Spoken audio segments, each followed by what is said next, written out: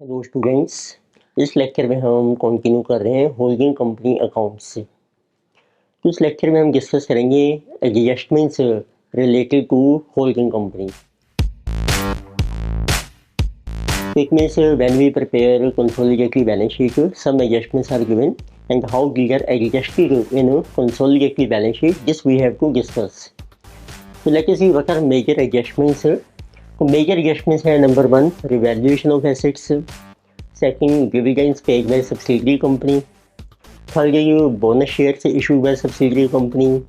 Treatment of fictitious assets given in the books of subsidiary company and preference shares of subsidiary company. Fourth one is mutual owings and bucket treatment of if there is any abnormal loss. Then we will see uniform accounting policies, different reporting dates, negative minority interest, and step acquisition. Step acquisition means holding company acquires shares of subsidiary company in installments. Then how to treat this one?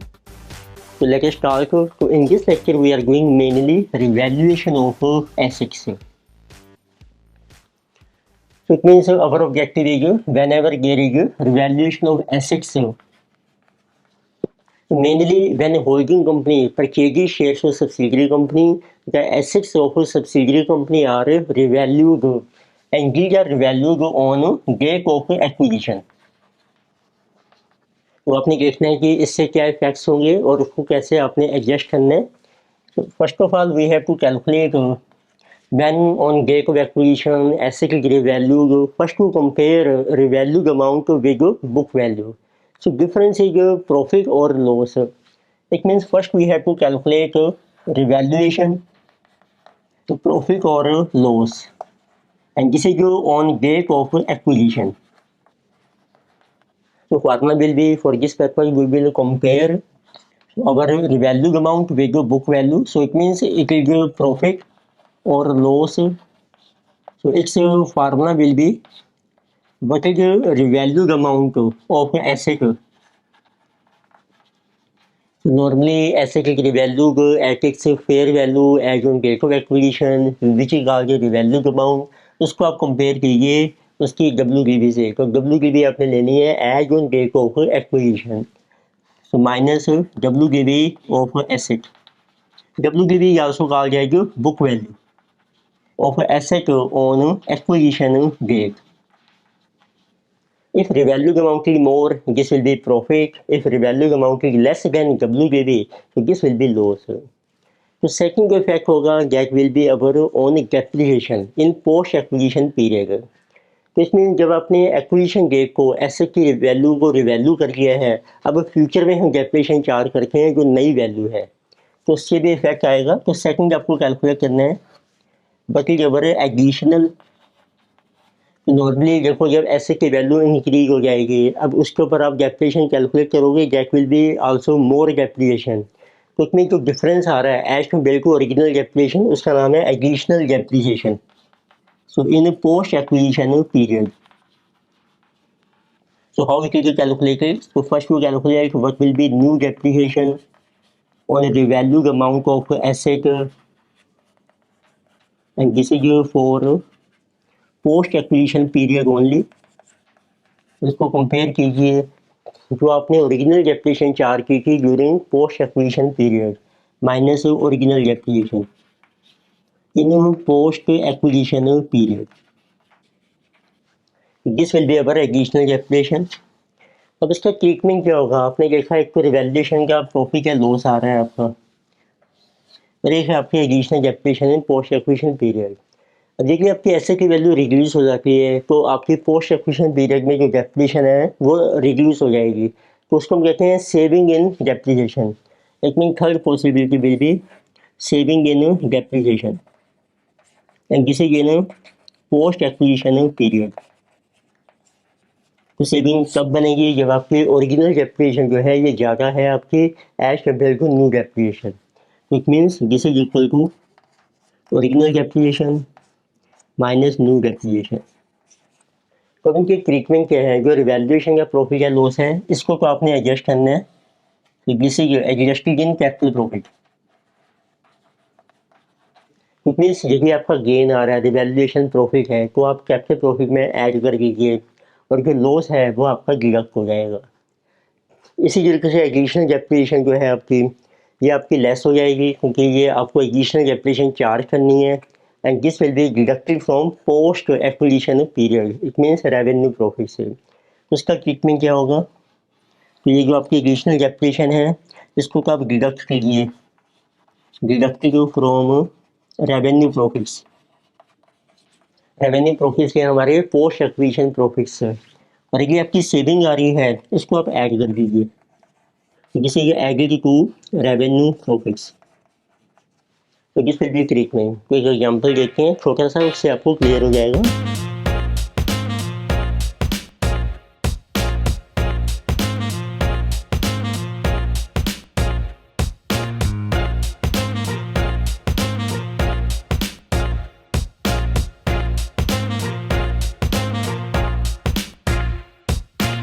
Late us C one example, वो आपको mention किया है x ने share acquire किए हैं subsidiary company के और current year आपका चल रहा है जिसे 2022 टू 23, तो आपका ईयर बन जाएगा जिसे 1 अप्रैल 22 to 31 March 23।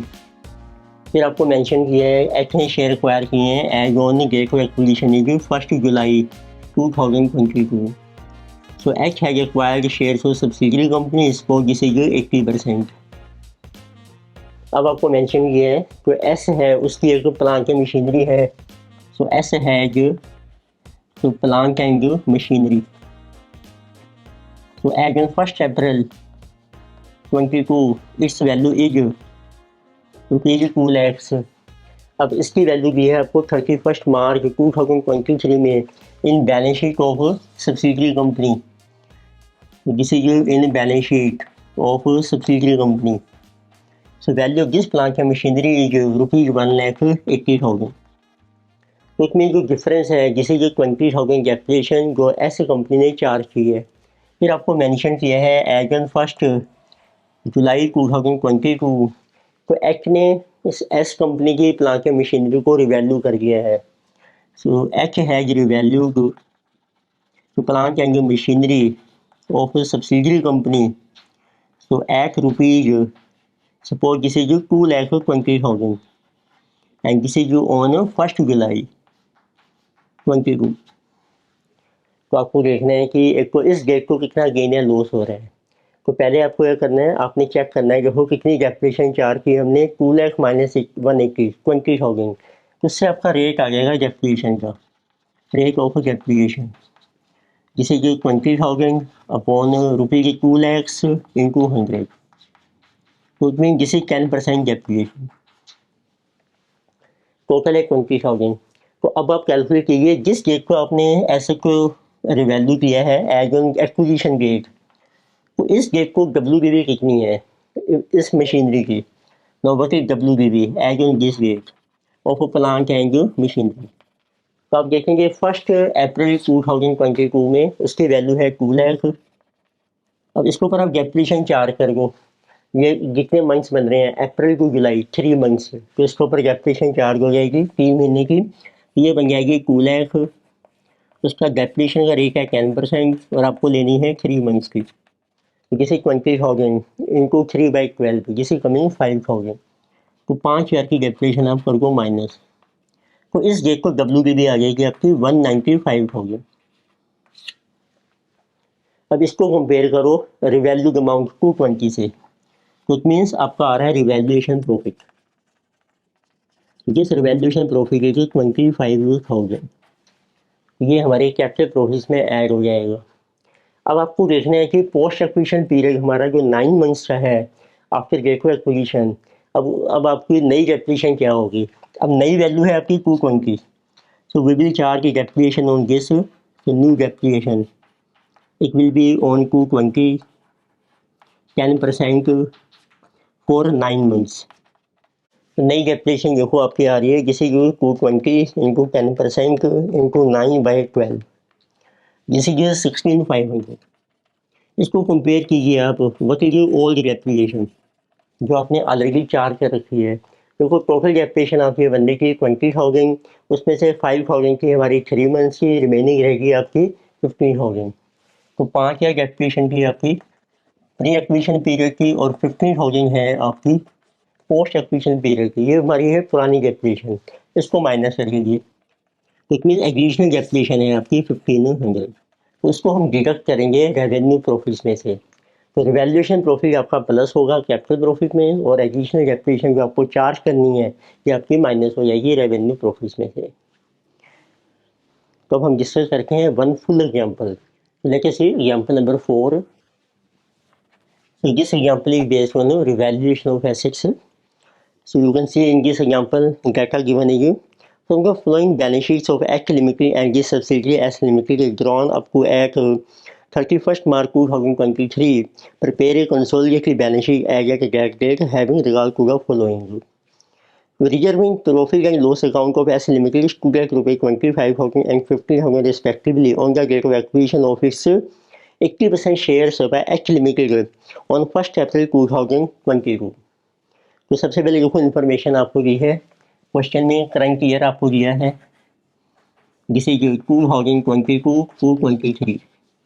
So this year is starting on 1st April 2022 ending on 31st March 2023। फिर आपको मेंशन किए हैं एच ने शेयर्स एक्वायर किए हैं 1st April 2022 and this is 80% shares. So as on this date, so H has acquired 80% shares of subsidiary company. It means date of acquisition है आपकी in the beginning of year। और उस time के reserves और P&L का balance आपको दिया है। Machinery book value 1 lakh and furniture book value 20,000 of S Limited were valued at 150 and 15,000 respectively on 1st April 2022। अब आपको इसकी दो एसेट्स दी है, देखो मशीनरी दी है एक आपको जिसकी बुक वैल्यू है आपकी as in 1st April 2022 this is 1 lakh rupees. एक आपको दिया है furniture whose book value is given as on 1st April this is 20,000। अब इनको हमने रिवैल्यू कर दिया है। मशीनरी को देखो हम रिवैल्यू कर रहे हैं एट 1,50,000 और फर्नीचर को 15,000। तो इसके रिवैल्यू अमाउंट्स आपको दिए हैं। Revalued amount of this machinery is 1,50,000 और फर्नीचर का आपको दिया है 15,000। इट मीन्स मशीनरी में आपको गेन हो रहा है, फर्नीचर में आपको लॉस हो रहा है। तो उसके बेस पर अब आपकी जो पोस्ट एक्विजिशन पीरियड की डेप्रिसिएशन है वो भी आपकी रिवाइज हो जाएगी। फिर आपको ये भी मेंशन किया है इसमें rate of depreciation machinery 10%, furniture की 15%। फिर आपको रेट ऑफ डेप्रिसिएशन भी मेंशन कर रखा है। For machinery, this is given 10% and on furniture it is 15%। Then balance sheets आपको दी हैं दोनों कंपनी से, H limited S limited. Share holder funds हैं, एच का है शेयर कैपिटल 6 लाख, एस का है 1 लाख। रिजर्व दिए हैं, P&L दिया है आपको machinery furniture other assets. S ने जो शेयर एक्वायर किए हैं 8,000 शेयर हैं, ये 100 शेयर्स हैं 80%। इसकी कॉस्ट दी है आपको 1,60,000 इनका बैलेंस शीट। तो आपको प्रिपेयर करनी है कंसोलिडेटेड बैलेंस शीट। तो अब देखते हैं वर्किंग नोट्स हम बनाते हैं वन बाय वन। तो सबसे पहले आपने देखने की इन्फॉर्मेशन हमें दी है क्वेश्चन में, करंट ईयर है, डेट ऑफ एक्विजिशन है, एक्स्ट्रा कितना शेयर है, 80% बैलेंस हो गया आपका माइनॉरिटी इंटरेस्ट। फिर सेकंड स्टेप आता है जिसे ये नोट नंबर 1। तो सेकंड फिर आपको कैलकुलेट करना होता है बल्कि current year profit of subsidiary company. So let us see calculation of current year profit of a subsidiary company which is S Limited। तो इसके लिए आप प्रिपेयर कीजिए profit and loss account of subsidiary जिसे फॉर द ईयर 22 टू 23। तो इसका एक opening balance हमें दिया है when H has acquired shares 80% of S Limited on that date। P&L balance है आपका 15,000 बाय बैलेंस ब्रोक डाउन। और देखो आपको रिजर्व्स का बैलेंस दिया है 25,000। अब देखिए बैलेंस शीट में सब्सिडियरी कंपनी की अब रिजर्व्स हो गए हैं 75,000। इट मीन्स हमने ट्रांसफ़र किया है प्रॉफिट में से रिजर्व में इन करंट ईयर। तो वो आप डेबिट कीजिए P&L में टू रिजर्व्स जिसे 75 माइनस 25 इट मीन्स 50,000 आपने ट्रांसफ़र किया है। फिर आपके पास है closing balance of P and L, जिसे 25,000 टू बैलेंस सी। तो balance is your current year profit. This is 75 minus 15. This is 60,000. This is your by profit after tax. This is your current year, which is balancing figure. अब आप calculate कीजिए distribution के पहले what is revaluation profit और loss and what is additional depreciation और saving in depreciation. तो किसी के बारे third working note revaluation of assets. उसके लिए दो कॉलम बनाते हैं, एक हम बना रहे हैं मशीनरी के लिए और एक हम बना रहे हैं फर्नीचर के लिए। तो आप देखेंगे मशीनरी में आपको गेन हो रहा है, so what is revaluation profit. In case of machinery profit is 150 minus 1 lakh, this is 50,000। अब आपकी डेट ऑफ एक्विजिशन जो है वो बिगिनिंग में है 1 अप्रैल को, इसमें यही बुक वैल्यू है और उसी टाइम की रिवैल्यू अमाउंट है। अब आप देखेंगे पुरानी डेप्रिसिएशन चार्ज करेंगे हम 1 लाख के ऊपर 10%, नहीं बनेगी 150 के ऊपर 10%। तो इट मीन्स एडिशनल आ गई 15,000 माइनस 10, तो this will B additional depreciation. Machinery में ये कोई एडिशनल बन रही है, आपकी नई डेप्रिसिएशन बनेगी आपकी 15,000 और ओल्ड डेप्रिसिएशन जो आपने चार्ज की होगी दिस विल बी 10,000। तो similarly let us see in case of furniture. Furniture की देखो बुक वैल्यू है 20,000, इसको हमने रिवैल्यू कर लिया है एज ऑन 1 अप्रैल 15,000। एक मीन इसमें आपको लॉस हो रहा है, so there is a loss in case of furniture, जैसे ये 5,000। तो इस केस में अब आपकी पुरानी डेप्रिसिएशन बन रही है 15% ऑन 20,000, जैसे 3,000।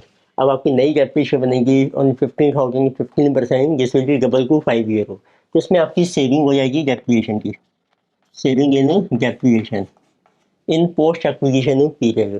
तो सेविंग डेप्रिसिएशन है ये को, तो पहले आपकी ओल्ड डेप्रिसिएशन है 3,000, now new depreciation will be double two 50, तो 750 आपकी सेविंग हो जाएगी डेप्रिसिएशन में। तो इसको अब हम एडजस्ट करेंगे when we will show distribution of equity of subsidiary company. So now let us prepare fourth note is statement of distribution of equity of subsidiary company. इसमें आप शो कीजिए बटेगी equity as on date of acquisition, equity as on acquisition date. Then we have post acquisition equity. तो देखिए equity as an acquisition date में हम लेंगे share capital and capital profits. Post acquisition equity में हम लेंगे रेवेन्यू प्रॉफिट्स। तो share capital देखो आपको मेंशन किया है सब्सिडियरी कंपनी, शेयर कैपिटल आपको मेंशन किया है सब्सिडियरी कंपनी का। So this one is our 1 lakh rupees. फिर आपके पास देखो रिजर्व्स हैं एज ऑन एक्विजिशन डेट, ये आपको मेंशन किए हैं 25,000। पीएनएल का बैलेंस आपको मेंशन किए हैं as on acquisition date, this is 15,000। फिर आपने कैलकुलेट किया था पीएनएल से current year profit, current year profit this is 60,000, ये सारा पोस्ट एक्विजिशन में आ जाएगा आपको। Then revaluation profit and loss, then we have revaluation profit and loss। so profit is our 50,000, इसको ऐड कीजिए कैपिटल प्रॉफिट में, लॉस को कीजिए माइनस 5,000। तो इसके कारण आपको एडिशनल डेप्रिसिएशन चार्ज करनी है, एडिशनल और सेविंग इन डेप्रिसिएशन, एडिशनल और saving in depreciation. Additional depreciation है देखो आपकी 5,000 ये माइनस हो जाएगी रेवेन्यू प्रॉफिट में से, सेविंग आपकी ऐड हो जाएगी इन रेवेन्यू प्रॉफिट से। तो this will be total share capital, capital profits and revenue profits. Share capital is 1 lakh, then we see capital profits this is 40 plus 15 90 minus 5 85,000, then it is 60 minus 5 55 750। अब आप calculate कर सकते हैं बल्कि H share, H ने देखो acquire किए हैं इसमें 80% शेयर, बल्कि ये H share and minority interest. तो H share is 80%, minority interest is 20%। In share capital 80,000 20,000 in capital profits 80%, 68,000, 17,000, 55,750 into 80%, 44,600, balance is 11,150। अब आप कैलकुलेट कर सकते हैं बची cost of control which is goodwill और capital reserve. Next we are calculating this is fifth working note बची cost of control. इसके लिए आप देखिए बची cost of investment, this is investment of H, so in shares of subsidiary company, shares of S company. तो ये आप देखो बैलेंस शीट में आपको मेंशन किया है cost of investment is 1,60,000, amount है रुपीज में 160। फिर आप देखिए बचे एच शेयर, एच का कितना शेयर है in equity of subsidiary company as on acquisition date, so each share in equity of subsidiary company as on acquisition date, उसमें हम लेंगे share in share capital and capital profits. तो किसी 80,000 plus 68,000, 148,000।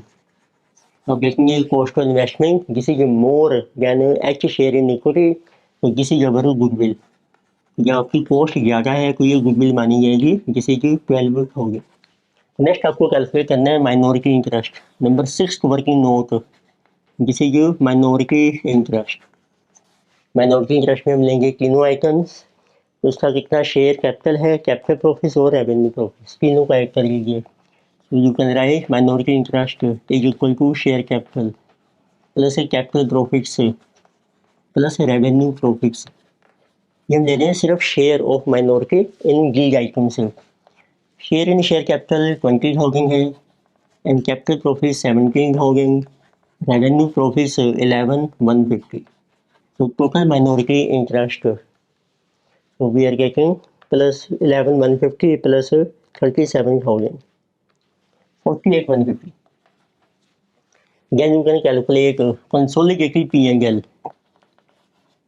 of holding company. उसमें हम लेंगे extra कितना balance है P&L में, तो ये आपको देखो बैलेंस शीट में मिलेगा जिसे गिवन 1 लाख रुपीज, उसमें आप ऐड कीजिए एक्स्ट्रा कितना शेयर है रेवेन्यू प्रॉफिट्स में जिसे 44,600, तो टोटली 144,600। अब आप प्रिपेयर कर सकते हैं कंसोलिडेटेड बैलेंस शीट।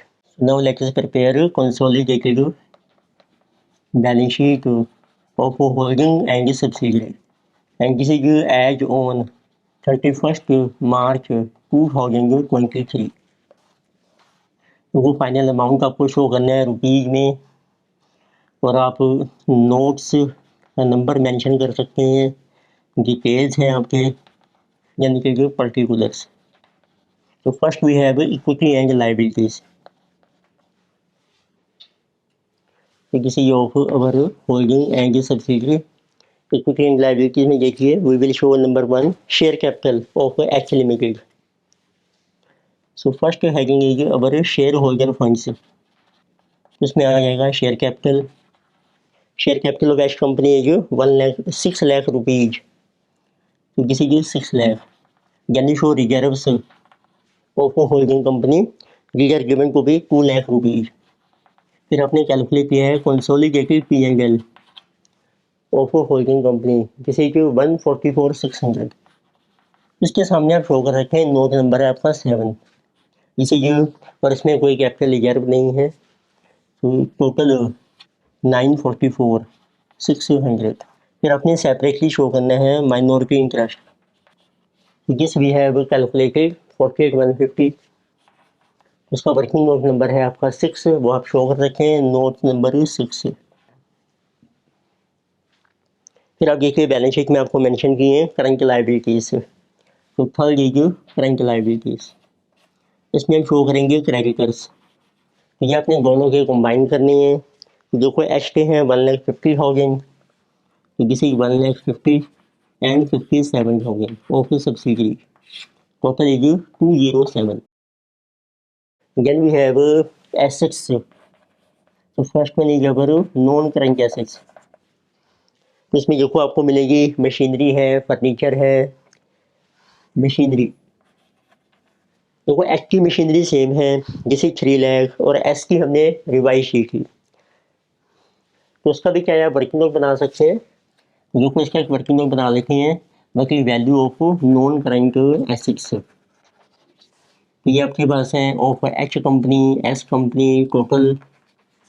तो फर्स्ट आइटम है आपके पास मशीनरी, देखो एच की मशीनरी आपको दी है 3 लाख, सब्सिडरी की आपको देखो बैलेंस शीट में दी है 90,000, पर इसकी आपने लेनी है नई वैल्यू।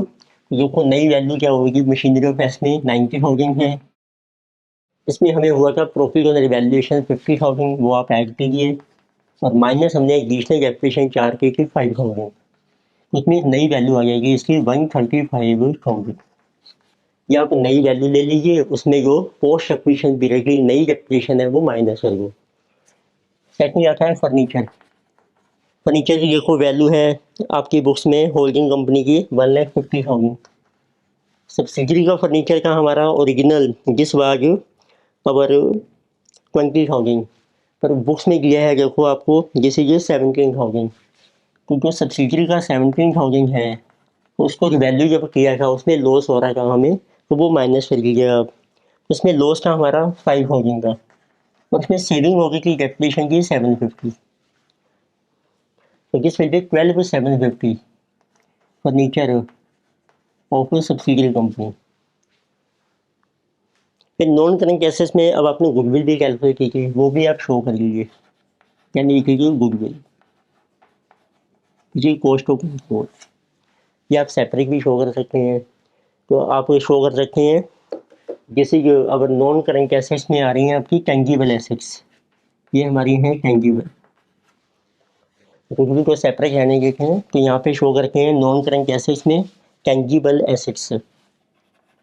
उसका वर्किंग नोट नंबर है 8 लेगेसी वर्किंग टोटल, जैसे ये 4,50,000 and plus this 147,750, so total ये कमिंग 597,750।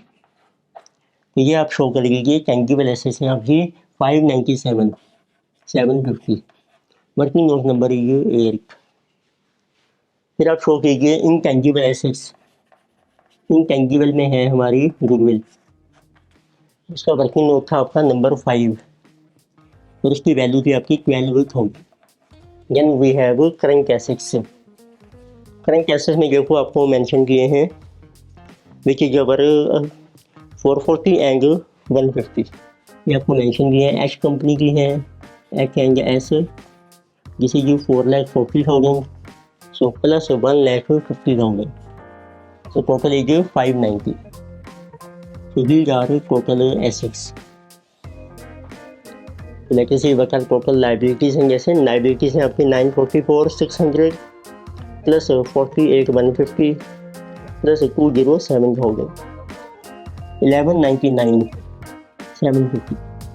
assets हैं 597,750, 597,750 plus 12,000 plus 5,90,000, this is also 1199,750। तो this is our consolidated balance sheet. तो इस लेक्चर में हमने मेन पॉइंट डिस्कस किया है how to make adjustment for revaluation of assets in case of subsidiary company as in case of acquisition. पर के topics continue करेंगे नेक्स्ट लेक्चर में। Thank you.